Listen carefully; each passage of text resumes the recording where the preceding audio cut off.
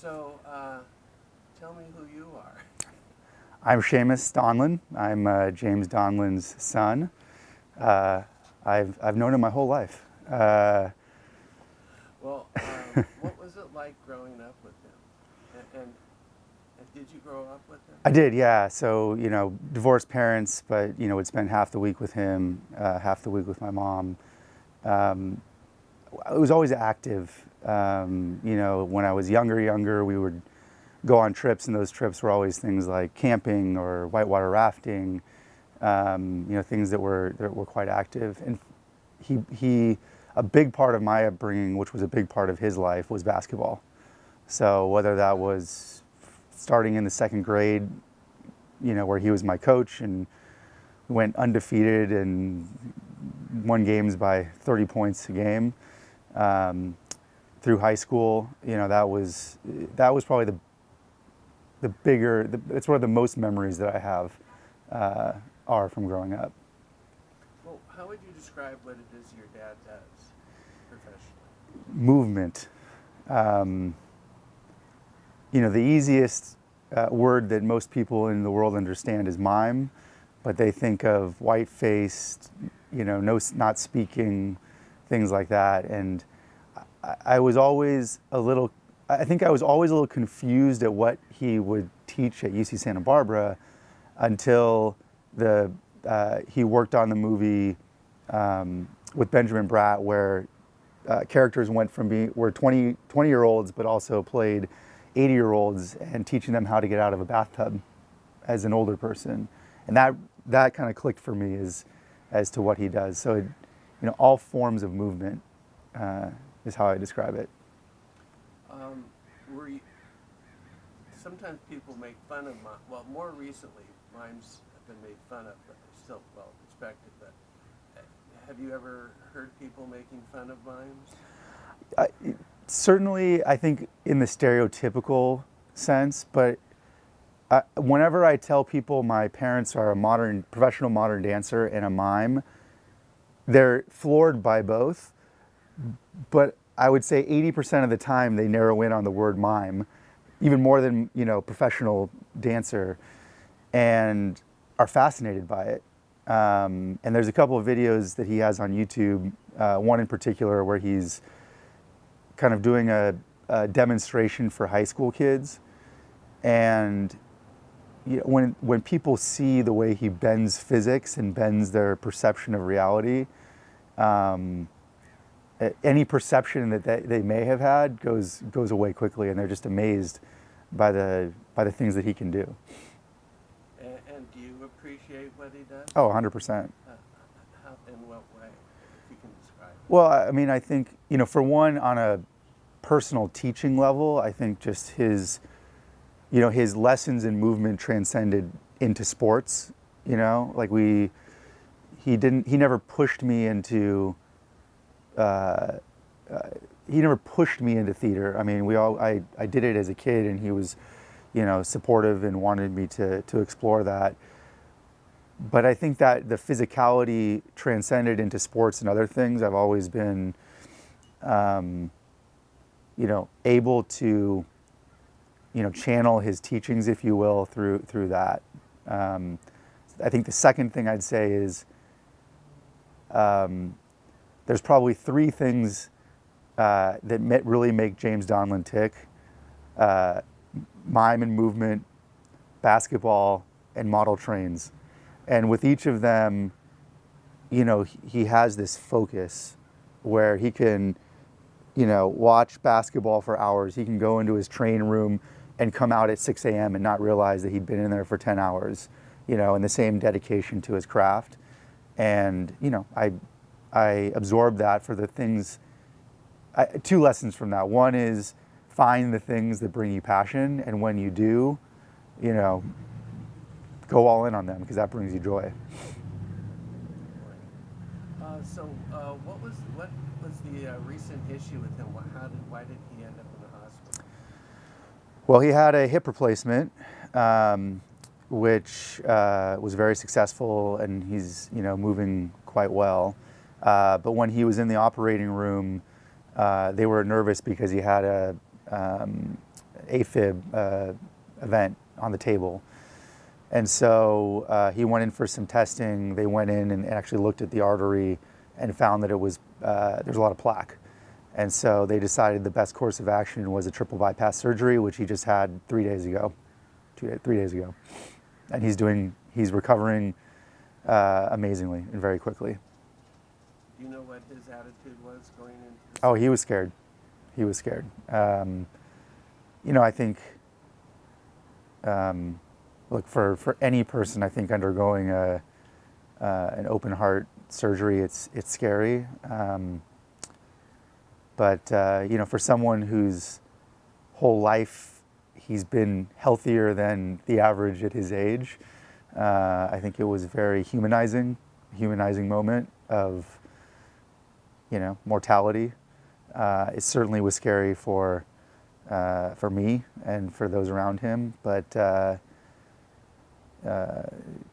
you know, he was in good hands. We had a great doctor, and then seeing him come through on the other side has been a huge sense of relief for all of us. How do you think the surgery will affect him personally and professionally? Well, I think we've started to have a few conversations about it. Just, you know, this is that moment of, you know, it's one of those moments to recollect yourself and figure out what's really important in the time that we have, and, you know, what do you want to do out of it. I think one of them is accelerating the human connection. So what I mean by that is I jumped into a relationship about 2 years ago. Absolutely the love of my life. We're getting married next year. She has 3 kids. And that's, of course, new for me, but it's all new for him, seeing me in that environment. And while he's seen them multiple times, albeit most of them are passing in, you know, quick, an hour or two here or there, one of his revelations coming out of this is, man, I want to get to know those kids better, you know, and spend more time with them. So, you know, I think they're mostly centered around human beings, you know.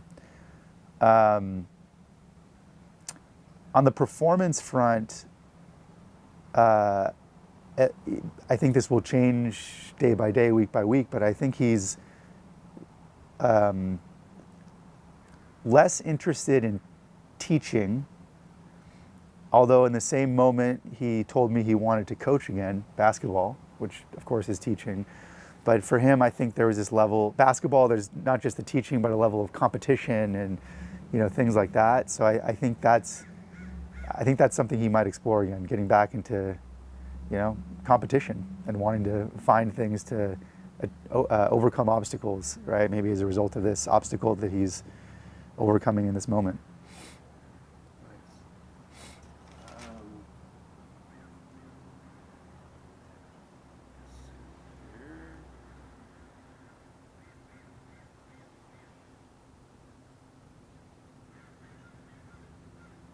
Well, what do you think of his art now versus what you thought of his art when you were a kid?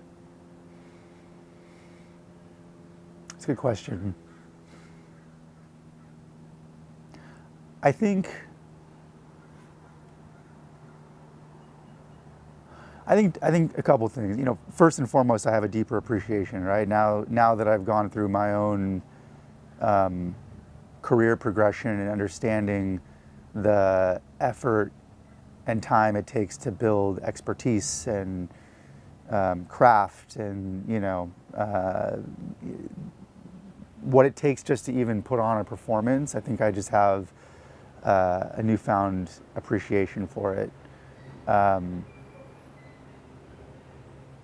There was one moment where I went to one of his shows in high school, actually. I think it was high school. And part of the show was bringing people out onto stage. And he brought me out, or I raised my hand, I think, and he was a little surprised, and he brought me out. And I remember being really nervous. He asked me, what do you think the meaning of love is? And I gave I don't even remember the answer, but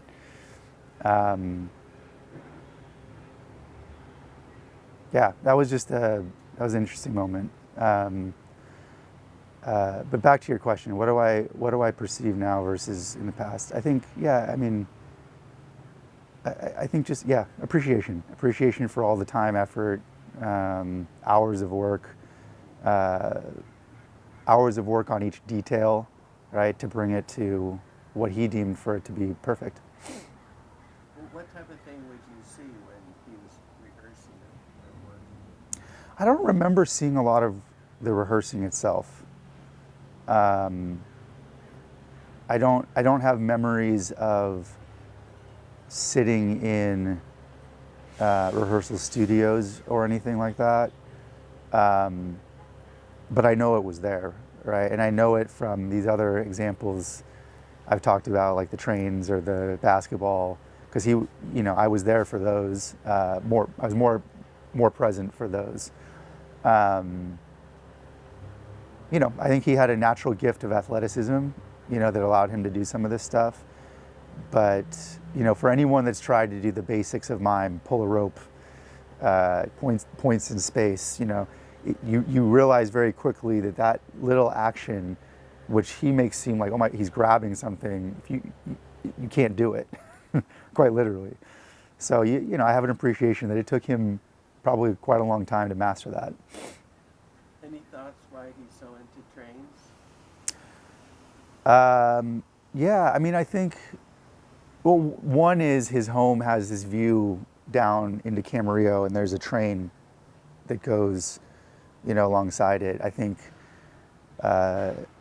riding in trains has been, it's quite a peaceful thing. It's quite a way to see, the surroundings and see. When I was living in Texas, he always, not joked, talked about the way to come out there instead of flying would be to take a train, which he never did. But I think the second element of it that appeals to him is sort of, again, to the craftsmanship, the mechanics of it. When he builds a train layout, it's not a circle. It's 3 levels. He's timed it so that when you go from this station to that station, he's converted the seconds or minutes that he's going to run the train to be the exact time schedule as what the actual schedule of the Southern Pacific Railroad is. He hand builds a lot of the trees and station houses to look exactly like they were, right? So there's a level of art, craftsmanship, detail, and it's artistic. I mean, he's quite literally building with it. Is it also movement, maybe, the movement of the trains, or not necessarily? Well, I think there's probably a combination of the movement, and then, his dad was kind of an engineer, Commodore at a yacht club, boat fisherman, and so I think there's both the element of movement, artistry. My grandmother was also an artist, so I think there's elements of my grandparents in there. There's elements of movement, and there's elements of obsession, and I say that in a positive light. I think he wants it to be lifelike.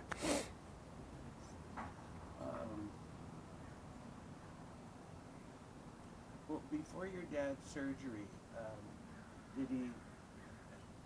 were there any heart-to-hearts with you? And if so, can you repeat any of it? Or He called me after the angioplasty, which was a week and a half before the surgery, and it was right after it had happened, and it was right when they told him, he had to do the triple bypass, and he was incredibly emotional, probably the most emotional I've heard him. And it's not that we talked about anything specific. It wasn't any reflections or particular moments that we talked about. But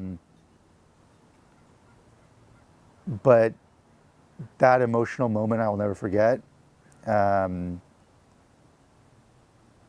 And it spoke the volumes within it without words even needing to be said. He's pretty good about asking life questions along the way. And it's funny, whenever I go home to Santa Barbara, he asks this almost every time, what's it like being back in Santa Barbara? And I use that as an example that he almost always asks the question behind the question, bringing it to an emotional state. Instead of, oh, what did you do and did you enjoy that? But how did you feel, going into that moment? So yeah, in the moment of the heart surgery, I think it was just the emotion that spoke everything. And then outside of that, he's always at, what's it like with kids now? How are things going with Chelsea? Like, he's good about getting into some of that. I guess he shows a lot of emotion in his artistry, and I guess in his personal life too. Yes and no. I think so. Let me go back to that last point. I think he's good about asking a lot of questions rooted in emotion, or that have to do with emotion.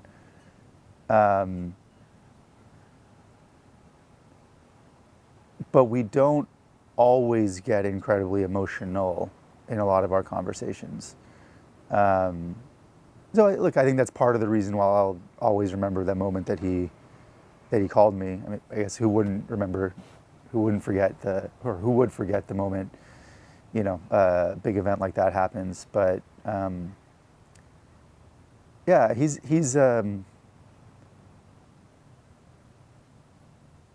is a deeply emotional person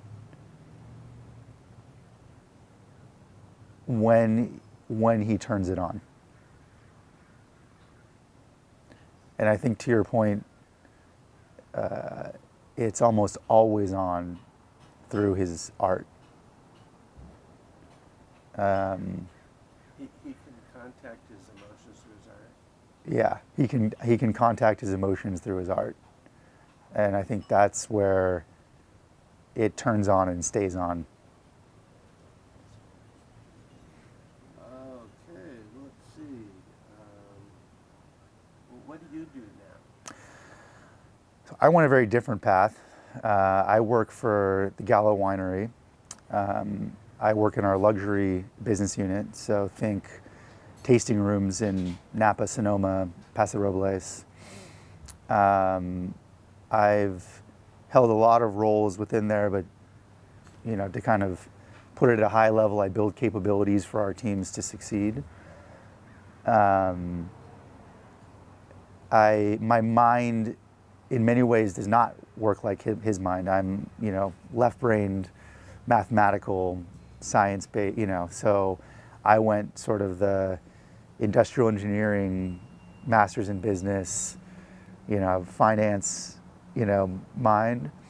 But what I've always appreciated about my upbringing, from both my parents, is the creative side. So while my brain isn't naturally isn't naturally a creative one, I feel like I can speak the language of really creative people, but also root it into logic or ROI or whatever the metric is that we need to hit. And so I think I have a fluidity within work that, even though my brain is very math and science, rooted in math and science, I can work with a lot of different people to get things complete.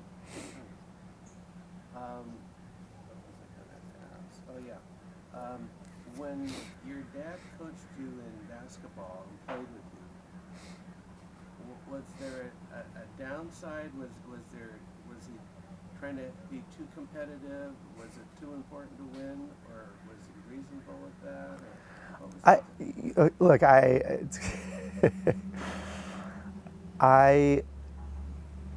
I, from a personal standpoint, don't remember his competitive drive ever affecting me negatively.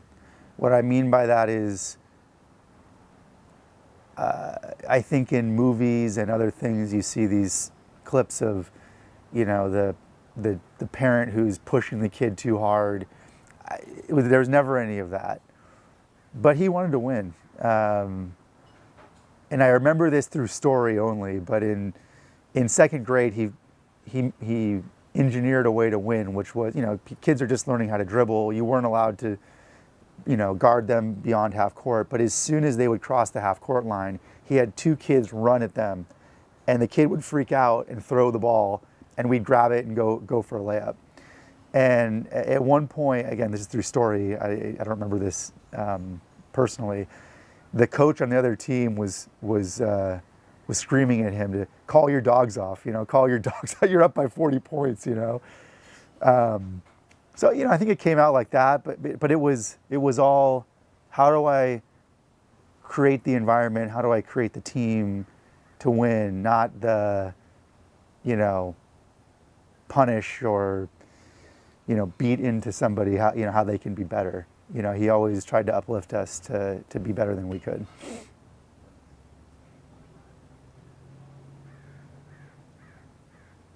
You've kind of said this, but any thoughts on what your dad enjoys about his art, what he does?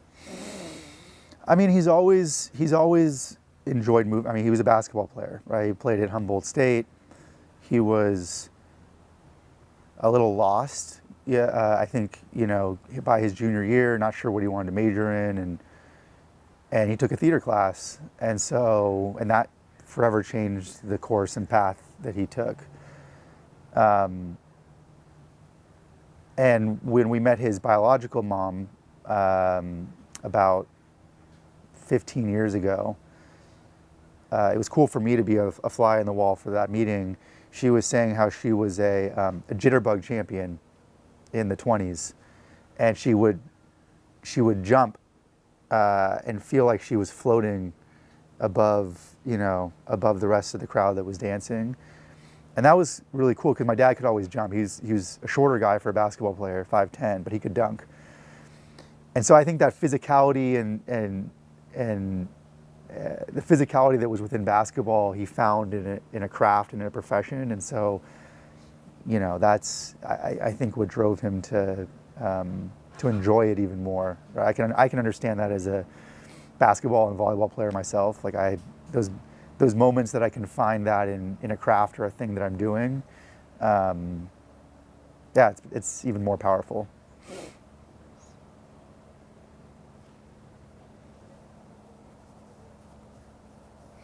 Do you make a distinction between being a mime and a clown? If your dad can speak to that, I don't know whether you do. No, it's a good one.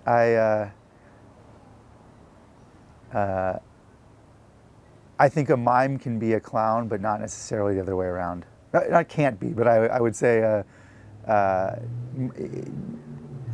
think there's an element of clowning in miming. Like you're there to bring smiles. You're there to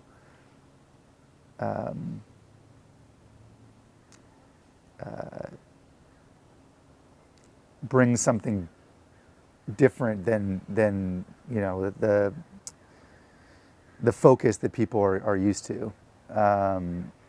But the layer that's different, going back to this, even the simple point in space, right, or the dimensions or gravity of holding a rope, a clown doesn't necessarily, have to learn.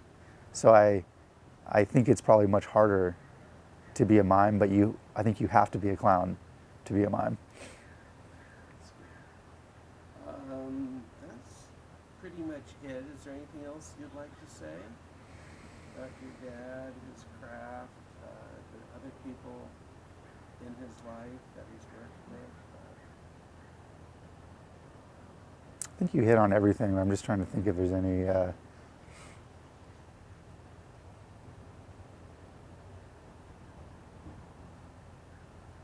I think you hit on everything. Yeah.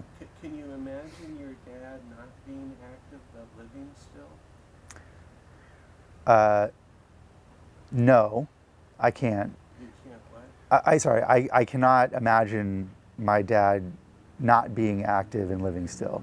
But this also can mean active, right? As long as he's active in the mind, he's active.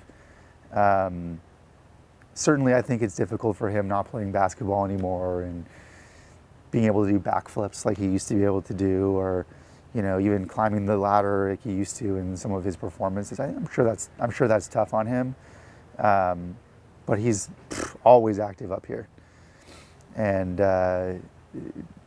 if that were to go, that I think that would be the moment he lets go.